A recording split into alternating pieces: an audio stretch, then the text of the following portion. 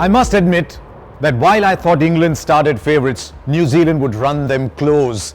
But just the manner in which they came apart, both with bat and ball, would not just have disappointed their fans back in New Zealand, but also a lot of their admirers like me spread around the world. It was a disappointing display and raises many questions for the future of New Zealand at the Champions Trophy. But what about England? 87 runs is a commanding win, and with 4 points they're guaranteed a place in the semi-final now. Only one problem for England. What do they do with Jason Roy? Because everybody else is scoring runs. The top order got runs once again.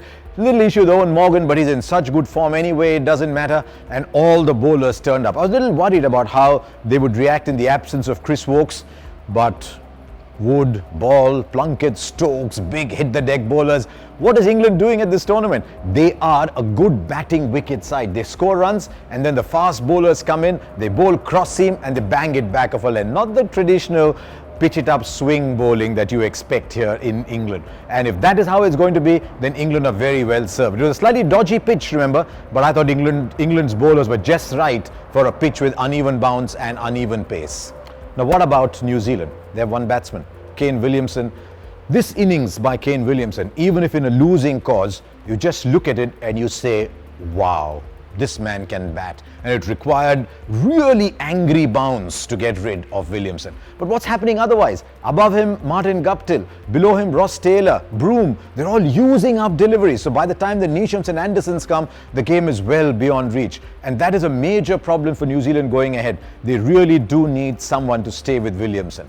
But what have they done with this performance? Their net run rate is down. Bangladesh net run rate is down. If they have to qualify, they have to look at the outcome of Australia versus England. So there you are, England, one of the pre-tournament favourites, playing powerfully, playing like favourites and going through to the semi-final.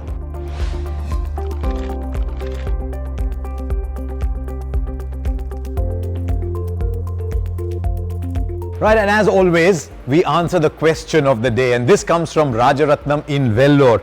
And Rajaratnam is saying, is this England bowling attack best suited to win the Champions Trophy? In effect, is this the best bowling lineup in the tournament?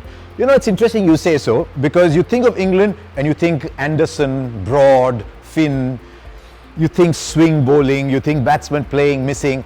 But I agree with you, this is the best lineup because there's big fast bowlers, they're hitting the deck. Plunkett was always going to be a good bowler because he's got extra pace.